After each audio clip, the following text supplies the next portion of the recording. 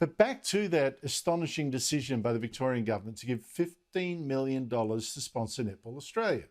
Now, that kind of political spending really shows exactly why Victoria has by far the biggest debt of any state. And it helps to explain why Victoria just can't keep control of spending, with Treasurer Tim Pattis today telling public servants, and Victoria sure has never had this many, forget the debt, he's going to find ways to pay them even bigger wage rises. And I've said previously that I expect that our wages policy will have to increase.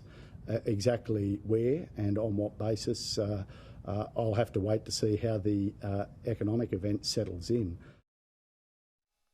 Helps to explain also why this government is so hopeless at controlling costs. That huge infrastructure projects tend to blow out. For instance, Premier Daniel Andrews' pet suburban rail loop project, promised just before the last election, has gone from an estimated $50 billion, already insane, to now 2.5 times that much, $125 billion. Can you believe it? Auditor General warning this is a dud that's going to lose half that cash.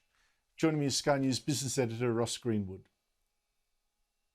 On the very day that the Andrews government admits it's racked up nearly $2 billion more in debt, on top of all the rest, soon that debt's about to be more than New South Wales, Queensland and Tasmania combined, Premier Andrews still finds $15 million to sponsor Netball Australia.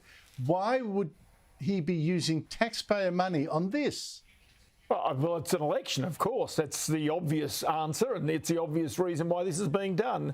And it's about, Victoria trying to fill the space of a minor, a West Australian minor. There's no doubt about that. So really, it's a feel-good factor from Daniel Andrews on a day when the budget really delivers pretty dire news to Victorians. And look, you talk about that debt, the debt which will rise by more than 60% over the next 4 years, a debt which really is now being funded to really, if you like, spend on the hospitals and on the nurses and on the public servants, really, to provide the wages and the increases.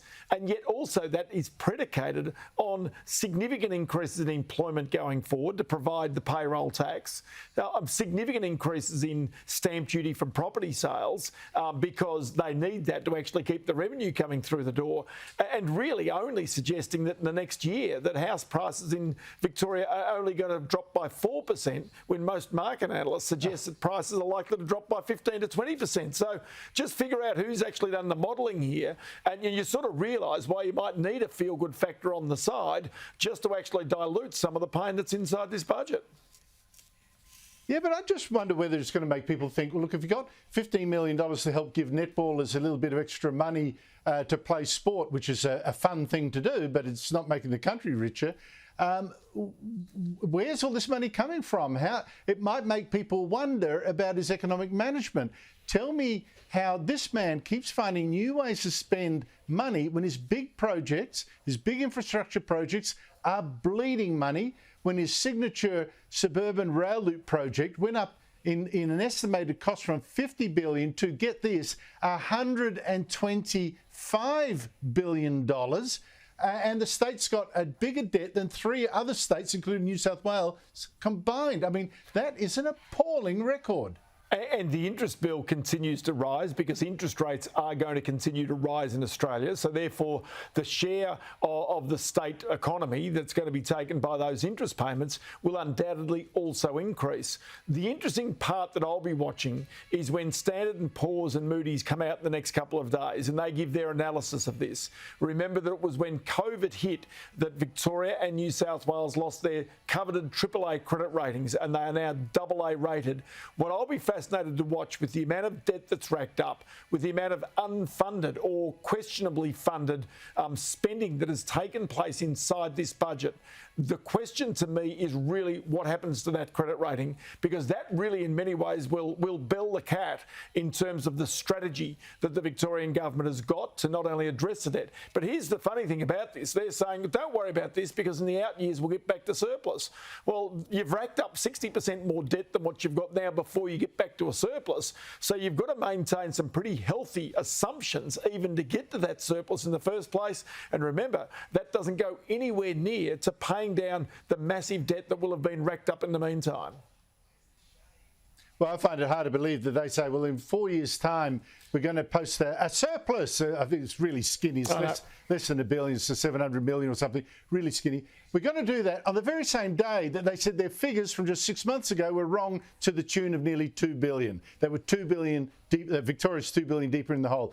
I don't believe a word that this government says about economic management. I just think the whole thing is really shonky. And please explain to me why Victoria, which is the second biggest state, like I come back to it again, has a bigger debt than even New South Wales, plus Queensland, plus Tasmania altogether. How could that be? Oh, well, that is a very significant answer that people of Victoria have got to try and find out for themselves about. But one other small point about this is you go back to Jim Chalmers' budget delivered last week. Now, one thing about Jim Chalmers is that there was no additional spending in the immediate few years, right? No big spending areas. They had some areas where they promised before the election, but the fact of the matter was they had that spending pretty much covered. The big spending in the Chalmers budget was in the out years. He was frightened to spend because he was worried about inflation and the impact of inflation. But here you go in Victoria, you've given out money to just about every family there to say, sorry, we know the energy bills are going up, so here's a little bit of money here.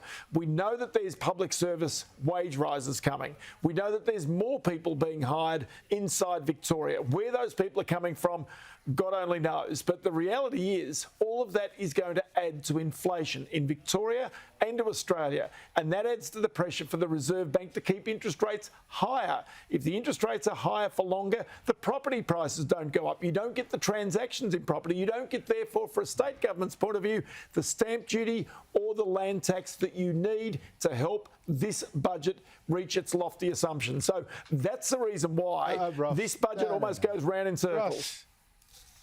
Ross, you're ignoring the main thing.